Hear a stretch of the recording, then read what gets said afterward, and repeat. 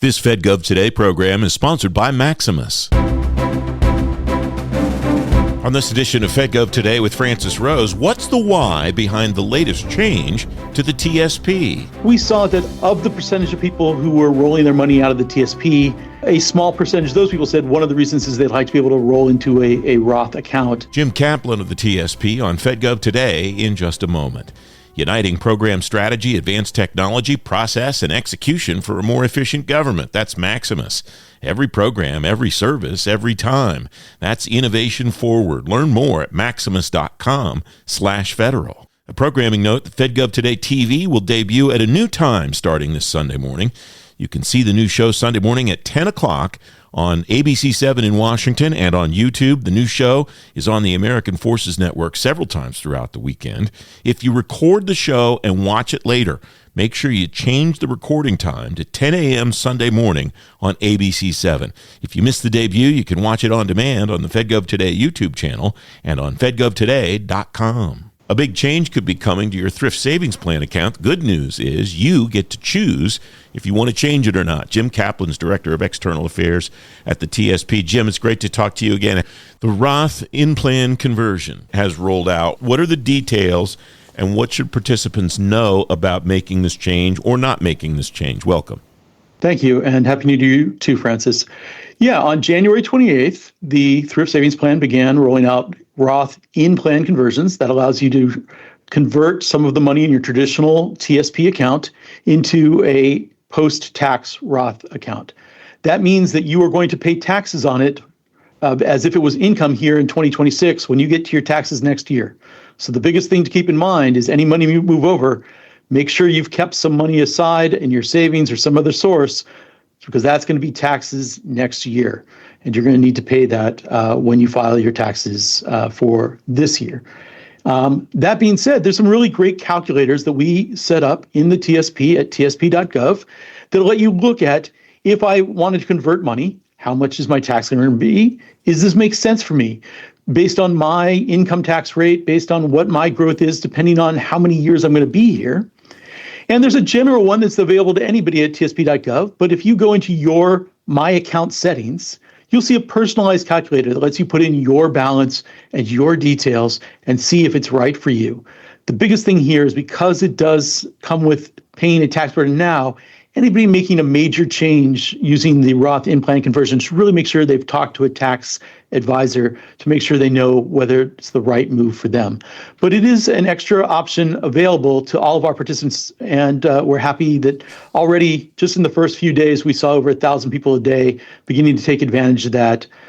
It's not a large number when you think of over 7 million participants, but it does mean that there were some people who are ready to go and looking forward to this opportunity in 2026. Do you have a certain target or a certain group that you expect will make these conversions, or does that not matter? Just whoever does it, and it's an option that you wanted to offer?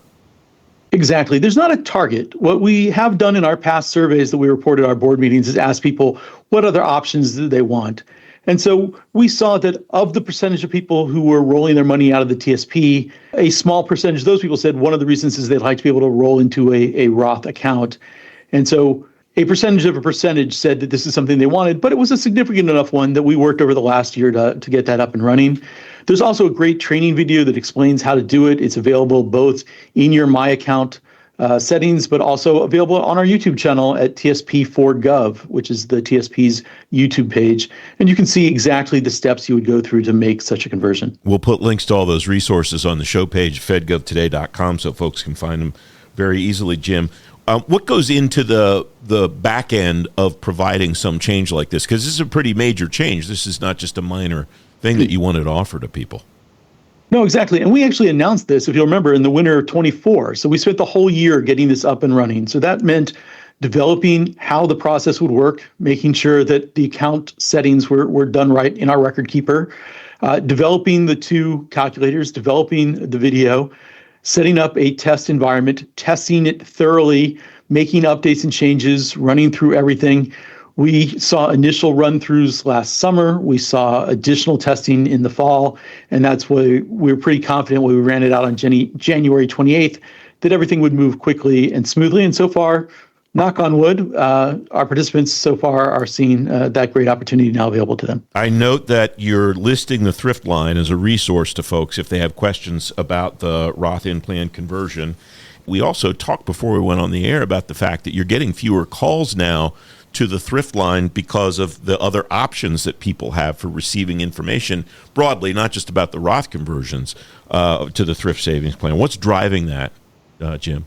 Well, I think we're trying to find our participants where they are, right? Like everybody out in industry and across government, we're trying to make sure we meet the needs of our participants. And so we've increased the capabilities of our virtual assistant online. If you're on the app or you're on the web page, we've also found that people who call in and ask a question before it gets directed to a specialist, oftentimes are getting the answer they need just by saying, "Hey, what's my account balance, or where do I do this, or where do I find this?" And it gives them the answer immediately. They're like, "Great, thank you," and they hang up. They don't need to wait for the even 40 or 50 seconds they might have to wait to talk to a thrift service participant line agent.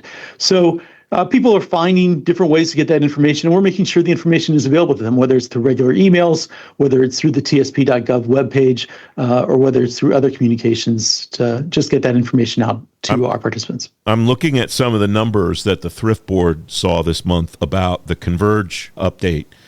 What are you learning about the Converge system in the, year and a half that it's been implemented that maybe you didn't know about it or didn't expect to see when you stood it up? Well, what we appreciate about having the new system in place is just the flexibility it gives us to bring in constant changes. I think I've talked to you about the innovation days that we do on a regular basis, where FRTIB personnel, the people who run the TSP, talk with those who are providing us with these capabilities and think of what can we offer next? What can we do differently? What can we do better? And so we're constantly trying to find new ways to incorporate that, whether it's using new tags to make it easier for people to know why they've contacted us and how we can support them in the future, or whether it's better summaries, or whether it's a better analysis. It used to be that to check whether or not somebody got a good answer, we would listen to each operator's recorded calls a few times a month. But now we have systems in place where we can do a 100% review to make sure we know, are we getting the answers to our participants that they want and that they need. Interesting information about the government shutdown between October 1st and November 12th. 30% increase in My Account logins versus the same period last year, or 2024, because the shutdown was already last year. 12.5 million My Account logins just during the shutdown, and 77% increase in hardship withdrawals. Did any of those numbers surprise the board, or are those kind of in line with what you expected or projected? They're in line. They're in line also what we saw across all of industry, whether it's a private sector retirement plan or a government retirement plan. It's not surprising that in times of challenges, people look to make sure they know where they're situated and get their plans and their preparations in a way. We're happy that using a TSP loan means that they can meet their immediate needs, but then they are repaying that loan to themselves. The thing people forget about a TSP loan is you're borrowing your own money, and then you're repaying it at the G fund rate so that you're still getting some of that growth in your retirement account, as opposed to withdrawal, which means, yeah, you may be able to take some money out tax-free, but then you're not going to have that money to when you need it in retirement. So we're very pleased people looked at the loans, that our loans processed very quickly, that they were 100% accurate, and that we were able to get people the assistance they needed in challenging times. But we're also glad that people are repaying those loans on time so that they are still planning for their futures, because our goal is to help every one of our participants retire with dignity. A couple of numbers that the board saw, year-end numbers for 2025, a new high in military members receiving the full matching rate in the blended retirement system, 90.6%. That's, I think, higher than you even projected would participate when the thing stood up a number of years ago. Yeah, in part that's in because the Department of War has really set it as the default, right? So everybody's default, if you're a new enlistee in the military and you're serving our country, they're going to immediately set it up so that 5% of your salary gets that full government match so that you are preparing for retirement.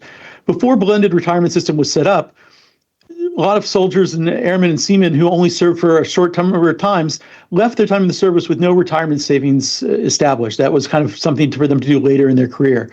So we're really happy that under BRS, we are able to help start them on a strong foundation and a strong footing for their future right away, early in their service. All right, there's another number that will be the last one we talk about today, but it makes me jealous, Jim, and that is 3.4. I wish I could get it. I can't get it. I wish I could get it. Yeah, so 3.4 is the expense ratio for last year for our participants, and that's 3.4 basis points. And what that means is the cost of us operating the TSP was 34 cents for every $1,000 a participant has in their accounts. Now, to put that in comparison, the average private sector, if they were charging you a 1% management fee, they would be getting $10 from your $1,000 account. We're charging 34 cents. And for that 34 cents, we're providing all of the services, all of the upgrades we provide, the great returns that we saw last year. Our CFO, Trevor Williams, regularly says, every dollar we don't spend is a dollar we don't take from our participants and beneficiaries. He is focused on keeping our costs down so that every dollar does go to the investments of our participants and we can help them retire with dignity. Well, every participant that's listening to this program thanks him, and I thank you for coming on to talk about what you're doing today, Jim. Appreciate it. We're glad. We're looking forward to a great 2026, and I look forward to talking to you again, Francis. You can read more about the TSP on today's show page at fedgovtoday.com. Don't forget, FedGov Today TV will debut at a new time starting this Sunday morning.